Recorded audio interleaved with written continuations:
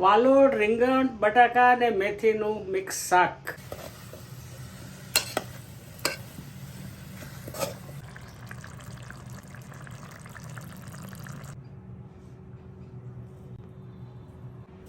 Hello, ચાલો રસોઈ બનાવીએ. યુ મી એન્ડ રસોઈમાં વેલકમ. હું સુષ્મા, નેચર થેરાપિસ્ટ. આજે આપણે બનાવશું મસ્ત મજાની રેસીપી એવરગ્રીન. તમે રીંગણ, બટાકા અને વાલોળનું કાઠિયાવાડી શાક, બહુ મસ્ત. તમને લાગશે કે વરામાં ખાઈએ છીએ એવું આ શાક બનાવશું. ઉપર મેથીની ભાજી છાંટશું. તો એના માટે વાલોળ, આ 1 કપ ભરીને વાલોળ છે, લગભગ 100 થી 125 ગ્રામ જેટલી વાલોળ. ઉપર મેથીની ભાજી છે, છાંટવી છે, કોથમીર, 1 રીંગણ લાંબુ આટલું લીધું છે અને એના 3 બટાકા. હવે આપણે વાલોળ મેં કાપી રાખી છે, કારણ કે વાલોળ કાળી ના પડે. અને બટાકા હંમેશા શાક વઘારીએ ને ત્યારે રીંગણ બટાકા કાપવાના, બાકી એ કાળા પડી જશે.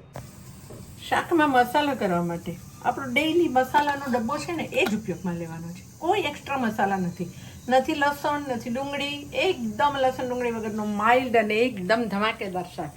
હળદર, મરચું, ધાણા જીરું, હિંગ વઘારમાં નાખવાની છે, મીઠું, તેલ અને આપણે ગોળ નાખશું. રીંગણા થોડાક કડચા હોય એટલે રીંગણામાં હંમેશા ગોળની ગળા સારી લાગે. વાલોળ કાપેલી છે. બટાકા તમારે છોલવા હોય તો છોલીને પણ લઈ શકો, પણ આપણે આજે છાલવાળા બટાકાનું કરશું. અને મેં બટાકા સરસ રીતે ધોઈ નાખ્યા છે. હવે એને આ રીતે એમાં ટુકડા કરું. શાક કુકરમાં બનાવશું. આ રીતે એક નાના બટાકા મીડિયમ સાઇઝ છે એટલે 1 બટાકાના 8 ટુકડા કરવાના. અને બટાકા હંમેશા પાણીમાં કાપવાના. અને તમને હું માપ કહું ને, ઘણી વાર એમ થાય કે કેટલી વ્યક્તિ માટે કેટલું શાક જોશે. કોઈ પણ શાક હોય ને એ મિક્સિંગ કરો. જે શાક હોય, એકલું હોય, અલગ હોય, 1 વાટકો 1 જણનું માપ ગણવાનું. કારણ કે ઘરમાં તો આપણે એકસાથે 500 કિલો શાક લઈ આવ્યા હોય, તો અંદાજ નથી કે કેટલા કિલો છે, કેટલા ગ્રામ છે. તમારે જનરલી એક વ્યક્તિનું 1 વાટકો શાક ગણવાનું. હવે એમાં રીંગણના પીસ છે ને બટાકા કરતાં થોડા મોટા કરવાના, કારણ કે રીંગણ જલ્દી ગળી જાય. રીંગણને પણ પાણીમાં કાપો. પાણી એકવાર મેં ધોયા હતા રીંગણ બટાકા ધોઈને, છતાં પણ આને વઘારતી વખતે ફરી ધોઈ નાખો. મેં કાઢી નાખ્યું છે. હવે શાક વઘારશું. કુકરમાં શાક કરશું. કુકર મૂકવા માટે ગેસ કરશું. એના ઉપર નાનું કુકર મૂકશું. તેલ, કાઠિયાવાડી શાક છે એટલે તેલ બહુ છૂટથી વાપરી શકો, પણ આપણે તેલ લિમિટમાં ખાવું છે એટલે 2 ટેબલ સ્પૂન તેલ નાખશું આમાં. ઓછા તેલમાં પણ એકદમ ટેસ્ટી શાક બનશે. કાઠિયાવાડી શાક છે ને એ રોટલી, પરોઠા, રોટલા, ભાખરી દરેક સાથે સરસ લાગશે, મિક્સ એન્ડ મેચ. અને આ રસાદાર શાક છે ને રાઈસ સાથે પણ એટલું સરસ લાગશે. તેલ ગરમ થઈ ગયું છે. હવે એમાં અડધી ટીસ્પૂન હિંગ નાખો. આમાં રાઈ જીરું નથી નાખવાના. મીઠું તમે તેલમાં વઘાર પહેલાં નાખી દો ને તો શાકમાં ઓટોમેટિક તેલ છૂટું પડી જાય. હું તમને બતાવીશ. એટલે 1 ટીસ્પૂન મીઠું નાખો. અને મીઠું નાખ્યા પછી 2 ટીસ્પૂન મરચું નાખો આ શાકના માપમાં. અને અડધી ટીસ્પૂન હળદર અને 2 ટીસ્પૂન ધાણા જીરું. સારી રીતે મિક્સ કરો. ગેસને ધીમો કરો. અને હવે આ રીંગણ આમાં નાખી દો સમારેલા. તેલમાં મસાલો ધીમા ગેસે થયો. પહેલાં મીઠું નાખ્યું ને એટલે મરચું બળે નહીં, એ પણ એક રાજ છે. અને લગભગ 1 મિનિટ સુધી આને સાતળો. હવે એમાં વાલોળ પણ મેં ઝીણી કાપી અને ધોઈને રાખી દીધું છે એટલે એ પણ નાખી દો. મેથીની ભાજી ઉપર સ્પ્રિંકલ કરી દો. અને ટમેટું, મેં 1 ટમેટું લીધું છે. આ રીતે થોડા 1 ટમેટાના 8 ટુકડા કરવાના. તેલ પણ આપણું પ્રોપર છે, તમે જોઈ શકો છો. શાકમાં મસાલો કર્યો અને 2 મિનિટ થઈ ગઈ છે. આપણો ગેસ ધીમો છે. હવે ગેસને થોડો ફાસ્ટ કરો અને પાણી નાખો. પાણી મારું આ 1 કપ છે, તમે અડધો કપ પાણી નાખો.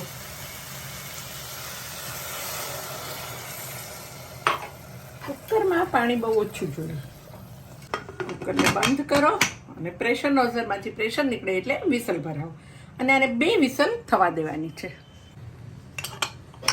પ્રેશર નીકળી ગઈ છે, હવે આને વિસલ ભરાવો. 2 વિસલ થાય એટલે ગેસ બંધ કરવાનો છે.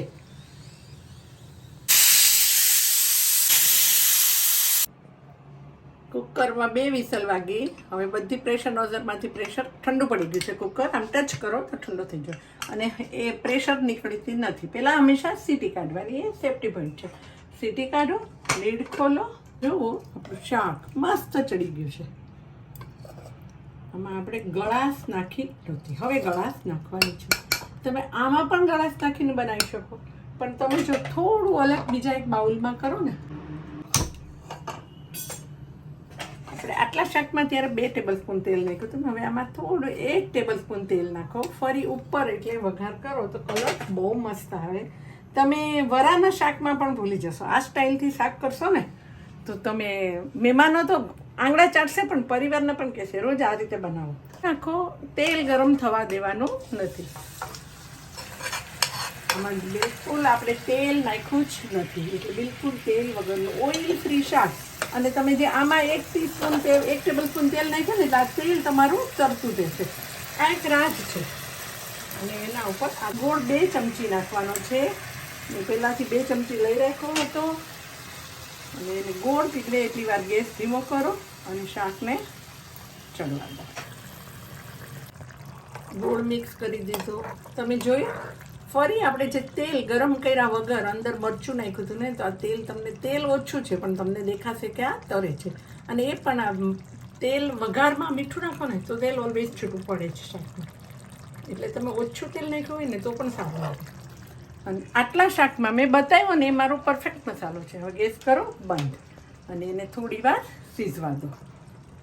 ગેસ બંધ કર્યા પછી આપણું 1 થી 1.5 મિનિટ માટે શાકને સીઝવા દીધું. આ સર્વિંગ બાઉલમાં કાઢી લો.